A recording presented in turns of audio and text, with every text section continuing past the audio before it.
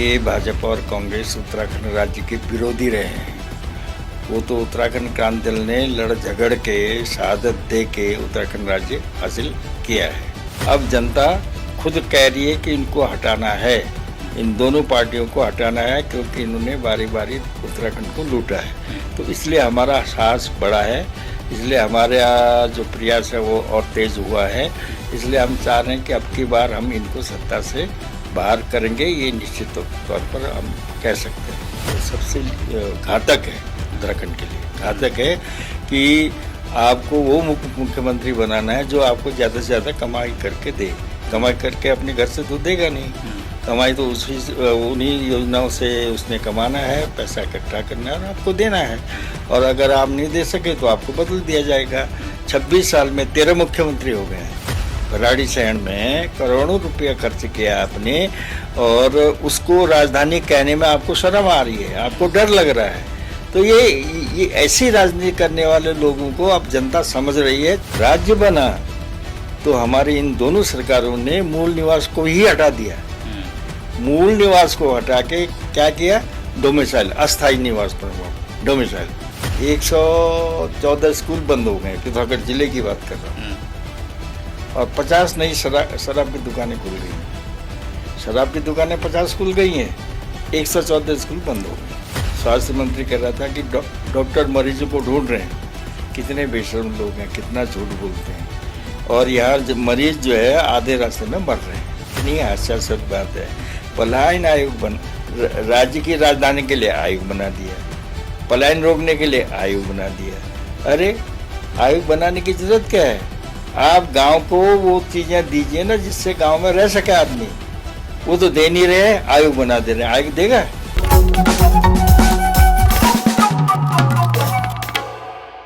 नमस्कार, स्वागत है आप सभी का न्यूज पीटीएस टीवी के स्पेशल पॉडकास्ट में।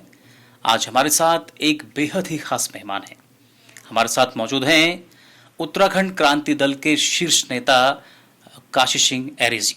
2027 अभी नज़दीक है और उत्तराखंड क्रांति दल उत्तराखंड में सक्रिय हो चुकी है। तो कैसी तैयारी है और क्या स्ट्रेटजी आप लोग की अभी चल रही है 2027 को लेकर के? सबसे मेरा पहला सवाल आपके लिए यही है। उत्तराखंड क्रांति दल सक्रिय है। उससे ज़्यादा मैं आपको बताऊं कि जनता भी सक्रिय है। जनता के दिल में ये बात है कि इन दोनों पार्टियों ने सत्ता में आके बारी बारी से उत्तराखंड को लूटा है। हम परिवर्तन चाहते हैं, ये जनता की इच्छा है। उसी के अकॉर्डिंग उत्तराखंड क्रांति दल अपनी तैयारी कर रहा है। और आप देख रहे होंगे, सुन रहे होंगे कि हमारा सदस्यता अभियान भी चल रहा है और लोगों को जोड़ने का काम भी चल रहा है और आंदोलन के कार्यक्रम भी हम लोग लगातार कर रहे हैं। तो हमारा ये 2027 का जो मिशन है उस पर हम पूरी तरह से कामयाबी से काम कर रहे हैं। 2027 आपके सामने है और सामने कांग्रेस और भाजपा है। वो तो आप जानते हैं कि जो फाइट आपकी है इन दोनों के साथ है। आप भी जानते हैं कि इनसे फाइट करना इतना आसान नहीं है। उत्तराखंड क्रांति दल ने उत्तराखंड का निर्माण किया, अलग किया राज्य को, लेकिन सत्ता परिवर्तन क्यों नहीं कर पा रही है? जी, हम तो लगातार जनता को समझाते रहे कि ये भाजपा और कांग्रेस उत्तराखंड राज्य के विरोधी रहे हैं। वो तो उत्तराखंड क्रांति दल ने लड़ झगड़ के शहादत दे के उत्तराखंड राज्य हासिल किया है। अब जब इनके हाथ में सत्ता आ गई तो इन्होंने उसको, जैसे सत्ताधारी होते हैं आम, जैसे उत्तर प्रदेश के एक हिस्से के रूप में इन्होंने चलाना शुरू किया और आज भी वही है। आपका जो दूसरा सवाल है कि आप इनसे परिवर्तन क्यों नहीं कर पा रहे हैं, उसके कारण रहे हैं। हम मानते हैं कि हमारी भी कमियां कमजोरियां रही हैं। वो थोड़ा लीडरशिप में थोड़ा मिसअंडरस्टैंडिंग और आपस में थोड़ा बहुत रहा। एक कारण तो वो था। दूसरा कारण ये था कि हम संसाधन से तो बिल्कुल कमजोर थे, तो इनके बराबर मैनेजमेंट हम नहीं कर सकते थे। ये कारण भी रहा जिसके कारण हम इनको सत्ता से बेदखल नहीं कर पाए। मैंने अभी जैसे कहा, अब जनता खुद कह रही है कि इनको हटाना है, इन दोनों पार्टियों को हटाना है, क्योंकि इन्होंने बारी बारी उत्तराखंड को लूटा है। तो इसलिए हमारा साहस बड़ा है, इसलिए हमारा जो प्रयास है वो और तेज हुआ है। इसलिए हम चाह रहे हैं कि अब की बार हम इनको सत्ता से बाहर करेंगे, ये निश्चित तौर पर हम कह सकते हैं। आपने कहा कि इस बार जनता ने माइंड मेकअप किया हुआ है, तो क्या संकेत मिल रहे हैं, ऐसे होगा या कुछ इसके संबंध में और आप डिटेल से जानकारी दें, क्योंकि उत्तराखंड की जनता आपको सुन रही है। देखिए, हम जहाँ जहाँ जा रहे हैं या हमारा कार्यकर्ता या हमारे पदाधिकारी जा रहे हैं, तो जनता खुद कह रही है कि अब की बार आप थोड़ा सा जोर लगाइए। हम खुद इन दोनों को सत्ता से बेदखल करना चाहते हैं, बदलना चाहते हैं, हम बदलाव चाहते हैं। इन लोगों ने जो उत्तराखंड की स्थिति है वो खराब कर दी है। अब कितने कोई भी इश्यू आप ले लीजिए, चाहे भ्रष्टाचार का इश्यू ले लीजिए, बेरोजगारी का इश्यू ले लीजिए, तमाम सारे इश्यूज पर इन्होंने कोई काम नहीं किया कि सिवाय जो विकास के नाम पर जो लूट हुई है, इसके अलावा दोनों पार्टियों ने कुछ नहीं किया है। तो ये जनता ने गौर से देखा है। और आप जानते हैं कि 2 बार पूरी तरह से कांग्रेस की सरकार रही और 3 बार भाजपा की सरकार रही है। तो अच्छी तरह से लोगों ने देखा है कि भाई इन्होंने उत्तराखंड का विकास या उत्तराखंड की जो इश्यूज थे, मेन इश्यूज, आम जनता के इश्यूज, उन पर कोई काम नहीं किया है, उनको एड्रेस नहीं किया है, बल्कि अब सत्ता संभाल कर, सत्ता से लूट खसोट करके दिल्ली का पर्स भरा है, चाहे हाईकमान का, चाहे कांग्रेस हो चाहे बीजेपी हो। तो वही मुख्यमंत्री बनता है जो ज़्यादा से ज़्यादा कमा के इनको दे। तो वो कमाएगा कहाँ से? उसी में से कमाएगा। जो योजनाएं बनेंगी उसमें से कमीशन लेगा, इकट्ठा करेगा, दिल्ली को देगा। तो ये जो पद्धति है इनकी, कांग्रेस की या भाजपा की, ये उत्तराखंड के सबसे घातक है। उत्तराखंड के लिए घातक है कि आपको वो मुख्यमंत्री बनाना है जो आपको ज़्यादा से ज़्यादा कमाई करके दे। कमाई करके अपने घर से तो देगा नहीं, कमाई तो उन्हीं योजनाओं से उसने कमाना है, पैसा इकट्ठा करना है और आपको देना है। और अगर आप नहीं दे सके तो आपको बदल दिया जाएगा। 26 साल में 13 मुख्यमंत्री हो गए हैं। आप बताइए कि कोई बात है ये कि 26 साल में कितने 5 मुख्यमंत्री होने चाहिए थे, यहाँ 13 हो गए हैं। क्यों कि नहीं, ये मुंशी हमको अच्छी कमाई करके नहीं दे रहा है, तो मुंशी को बदलो। तो ये मैं तो कहता रहता हूँ कि ये मुख्यमंत्री नहीं, अपने हाईकमान के मुंशी हैं। तो अब लेकिन जनता इस बात को समझ रही है, देर से थोड़ा समझ में आया, हम तो समझाते रहे हैं पहले से भी, और इसलिए हमको ये उम्मीद है कि अब के बार परिवर्तन अवश्य होगा और वो परिवर्तन के लिए जनता तैयार है। बस हमको जनता के बीच में जाना है, जनता को ये विश्वास दिलाना है कि हाँ, उत्तराखंड का दल खड़ा है और उत्तराखंड क्रांति दल ने राज्य बनाया है, तो राज्य को बचाने का काम भी उत्तराखंड क्रांति दल करेगा। ये इतना हमको दिखाई देना है जनता के बीच में। तो मैं समझता हूँ कि जनता परिवर्तन अवश्य करेगी। जनता के बीच उपस्थिति, जैसे आपने ये कहा कि हमें जनता के बीच जा करके इन चीज़ों को समझाना है, तो इसका प्रोसीजर शुरू हो चुका है या फिर क्या है इसके बारे में? निश्चित तौर पर प्रोसीजर शुरू हो गया है। हमारे पार्टी मुख्यालय जो हमारा है क्षेत्रीय दल का, उसमें हमने एक कार्यक्रम दिया है, घर घर पर्चा घर घर चर्चा। तो पर्चा भी छापा है हमने और लोगों के बीच में उस पर्चे को लेके जा रहे हैं और चर्चा कर रहे हैं कि क्या हमारे इश्यूज हैं। राजधानी, आप बताइए कि 26 साल हो गए हैं, राजधानी का आता पता नहीं है। इस देश में कितने राज्य बने, किसी राज्य की राजधानी पर इतना उहापोह हुआ, इतना असमंजस हुआ, इतना टालमटाल हुआ, किसी के लिए नहीं हुआ। इसी राज्य में आयोग बना, राजधानी डिसाइड करने के लिए आयोग बना और आयोग ने करोड़ों रुपया डकारा और चल दिया, सरकार के हाथ में कुछ नहीं आया। तो जो राजधानी 65% जनता ने तय की थी, कौशिक समिति एक बनी थी, आपको याद होगा। उसमें उन्होंने बहुत सारी चीजों के अलावा एक बिंदु रखा था राजधानी का, कि राजधानी कहाँ होनी चाहिए थी। तो 65% से ज्यादा लोगों ने, 4 मीटिंगें हुई थी उसकी, अल्मोड़ा, पौड़ी, काशीपुर और लखनऊ में। तो 65% से ज्यादा लोगों ने कहा कि राजधानी गैरसैंण होनी चाहिए। उसको नहीं माना आपने और आयोग बना दिया। आयोग बना के आपने उसको टाला और अभी तक टलता जा रहा है। वहाँ आपने करोड़ों रुपया खर्च कर दिया है, भराड़ीसैंण में करोड़ों रुपया खर्च किया आपने, और उसको राजधानी कहने में आपको शर्म आ रही है, आपको डर लग रहा है। तो ये ऐसी राजनीति करने वाले लोगों को अब जनता समझ रही है, जनता को समझना चाहिए। अगर यही स्थिति इनकी रही तो ये राजधानी के सवाल को जिस तरह से लटकाते रहते हैं, तो उसी तरह से जनता के हर सवाल को लटकाएंगे। इनको 5 साल गुजारने हैं, 5 साल सत्ता के लिए काम करना है और उसके बाद फिर वापस जाना है, फिर वापस आने की उम्मीद में ये जाएंगे।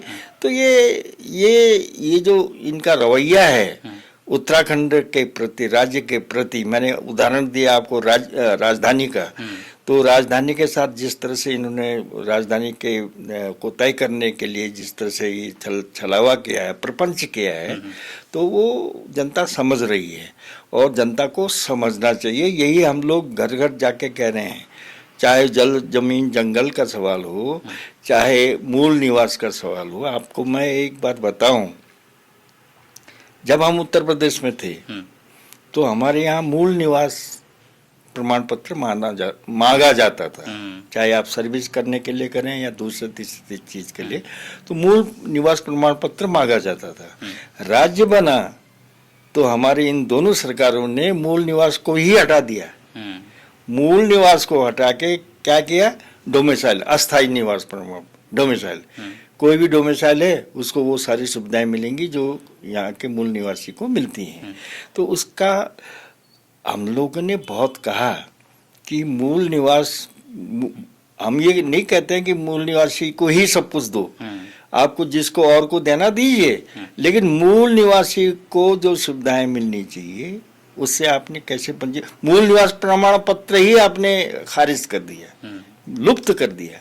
तो मूल निवास का सवाल है, भू कानून का सवाल है, बड़ी लड़ाई लड़ी हमने तो राज्य बनने के साथ ही धारा 371 का प्रोविजन लागू करने की बात की थी। कॉन्स्टिट्यूशन का धारा 71 है, 371 है, जिसमें अलग अलग राज्यों की विशिष्ट परिस्थितियों को उनसे एड्रेस किया गया है कि वहाँ वो संविधान से और धाराओं से गवर्न नहीं होती हैं। तो उसके लिए 371 बनाया गया। उसमें 371 A, B, C, D, E, F अलग अलग राज्यों के लिए है।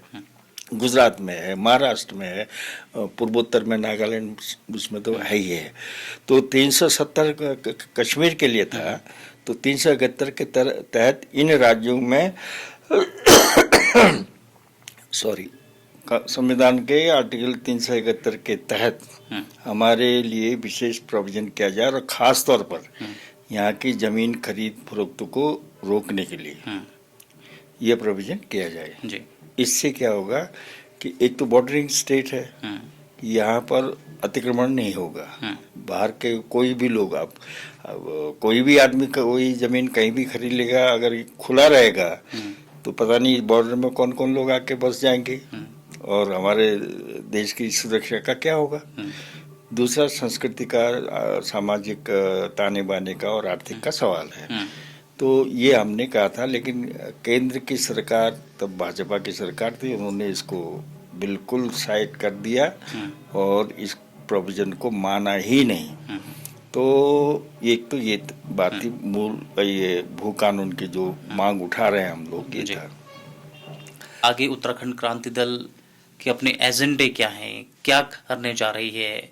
भाजपा कांग्रेस ने जो कुछ नहीं किया वो क्या ऐसा उत्तराखंड क्रांति दल यहाँ के युवाओं के लिए, जनता के लिए करने जा रही है?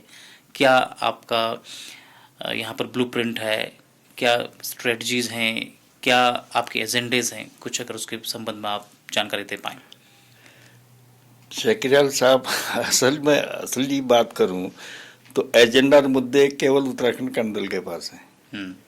इन दोनों के पास कोई एजेंडा नहीं है। ये दोनों तो केवल सत्ता की राजनीति करते हैं। लेकिन वोट तो उन्हीं को मिल रहे हैं ज्यादा। हाँ, ये दुर्भाग्य है, पूर्ण है, बात है, लेकिन अब की बार वो बदल रहा है, वो जनता का मूड भी बदल रहा है। तो जो भी मुद्दे हैं, जैसा आपने कहा किन मुद्दों की बात आप आगे करेंगे, कैसे करेंगे, सारे मुद्दे हैं। हमारे यहाँ एक उदाहरण दे रहा हूँ मैं, 114 स्कूल बंद हो गए, पिथौरागढ़ जिले की बात कर रहा हूँ, और 50 नई शराब की दुकानें खुल गई हैं। शराब की दुकानें 50 खुल गई हैं, 114 स्कूल बंद हो गए। ये क्या बात है साहब? जबकि जनता शराब की दुकान का विरोध कर रही है, उसके बावजूद खोला जा रहा है। तो ये स्थिति क्यों आई है? कि इसलिए आई है कि आपने सरकारी स्कूलों की वो दुर्दशा की है कि वहाँ कोई बच्चा जाना नहीं चाहता है, वहाँ कोई टीचर जाना नहीं चाहता है। तो मैं आपको ये कह रहा हूँ कि जो हमारी, अच्छा, ये शिक्षा की बात मैंने की, स्वास्थ्य में आप तो वैसे पिथौरागढ़ जिले के ही हैं, आप अखबार में पढ़ेंगे, हर तीसरे चौथे दिन एक खबर आ जाती है कि फलानी जगह से मरीज ला रहे थे डोली में, रास्ते में उसकी डेथ हो गई, और यहाँ पहुँच भी गया, यहाँ से हल्द्वानी या बरेली जाते हुए डेथ हो गई। ये स्वास्थ्य सुविधा है हमारी। और एक बार हमारा ये स्वास्थ्य मंत्री कह रहा था कि डॉक्टर मरीजों को ढूंढ रहे हैं। कितने बेशर्म लोग हैं, कितना झूठ बोलते हैं। और यहाँ मरीज जो है आधे रास्ते में मर रहे हैं, हॉस्पिटल में डॉक्टर नहीं है। तो स्वास्थ्य सुविधा की बात है, शिक्षा सुविधा की बात है, और सबसे बड़ी बात मैं ये बताऊं, पलायन रोकने की ये बात है, गांव में सस्टेनेबल इनकम होनी चाहिए। सस्टेनेबल इनकम मीन्स गुजारे लायक। हम ये नहीं कहते कि वो सेठ बनना चाहता फलाना, वो गांव में रह सके और न्यूनतम सुविधाओं का उपभोग कर सके, इतनी इनकम तो होनी चाहिए ना। वो कैसे होगी? कोई प्लानिंग नहीं है, कोई दृष्टि नहीं है। कृषि है, बागवानी है, टूरिज्म है, जड़ी बूटी की खेती है। अब ये होम स्टे कर रखा है, लेकिन होम स्टे भी सड़क के किनारे होगा ना, गांव में तो नहीं हो पाएगा होम स्टे। तो गांव के लिए एक सस्टेनेबल इनकम की व्यवस्था सरकार को करनी चाहिए थी, जो अभी तक नहीं की है। और इसका कारण यह है कि उत्तराखंड राज्य बनने के बाद पलायन बढ़ा है। आपको ताजुब होगा, राज्य बनने के बाद पलायन रुकने की बजाय पलायन बढ़ा है। कारण क्या करेगा गांव में रह के? न रोड है, न बिजली है, न पानी है, न चिकित्सा सुविधा है, न स्कूल की सुविधा है, और ऊपर से कमाने धमाने कुछ नहीं है। तो बाहर गया, शिक्षा के लिए बाहर गया, स्वास्थ्य के लिए बाहर गया, पढ़ाई के लिए बाहर गया, सबके लिए बाहर गए। तो आपने क्या दिया गांव को? ये गांव का प्रदेश है ना, गांव है, सड़क के किनारे गांव नहीं है, गांव दूर दराज में है। तो हम उत्तराखंड क्रांति दल का हमेशा मानना रहा है। मैंने एक बार, जब मैं विधायक था, एनडी तिवारी जी मुख्यमंत्री थे, तो मैंने उनको बहुत अच्छी तरह से विधानसभा में समझाया था, मान्यवर, ये उत्तराखंड उत्तर प्रदेश का एक टुकड़ा नहीं है कि आप उत्तर प्रदेश के टुकड़े के हिसाब से इसको चला रहे हैं। ये बिल्कुल अलहदा है, अलग है। इसको आपको इसके लिए प्लानिंग अलग करनी पड़ेगी। वो उत्तर प्रदेश का जो प्लानिंग का डर रहा था, उसको लेके आप इस प्रदेश का भला नहीं कर सकते हैं। हमने कहा था जल जमीन जंगल को लेके, यहाँ के आबहवा को लेके, यहाँ की तमाम सारी चीज़ों को लेके आपको प्लानिंग करनी पड़ेगी, एक योजना बनानी पड़ेगी, एक दृष्टि बनानी पड़ेगी। भाई हम हिमाचल बना, परमार साहब ने क्या किया कि अपने साथ अधिकारियों को, नेताओं को लेके गए और वहाँ बड़े बड़े सेब के बगीचे बनवाए।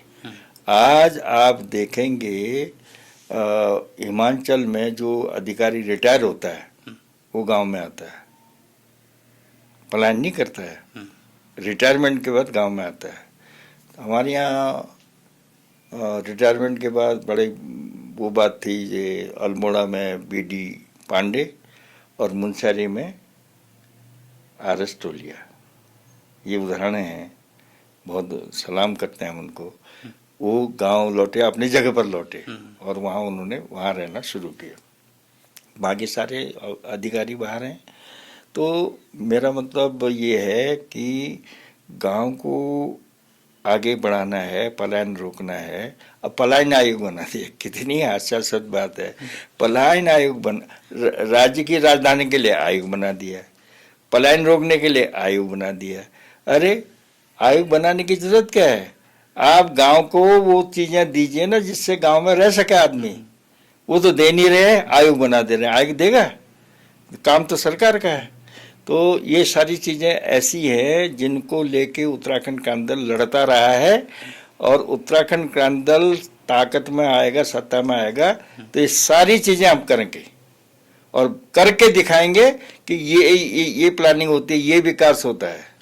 इस तरह से विकास होगा, इस तरह से लोग अपनी जड़ों के पास रहेंगे, जड़ नहीं छोड़ेंगे। तो ये सारी चीजें हैं। और अब शिकायत करने के लिए तो खेती कैसे करें साहब, बंदर हैं, भालू है, सुअर है, उनका इलाज नहीं कर सकते आप। उनका इलाज करना है, सरकार को करना चाहिए। कई तरीके हैं कि आज के जैसे टेक्नोलॉजी के ज़माने में आप भालू और बंदर से खेत को नहीं बचा सकते। ये सरकार की जिम्मेदारी है, बचाना चाहिए, बचा नहीं रही है। तो ये तमाम सारी चीज़ें हैं जिस पर उत्तराखंड क्रांति दल काम करेगा और करके दिखाएगा। खबरों में बने रहने के लिए न्यूज़ PTS टीवी को सब्सक्राइब करें और बेल आइकन दबाएं, और साथ ही फेसबुक पर न्यूज़ PTS टीवी पेज को लाइक या फॉलो करें।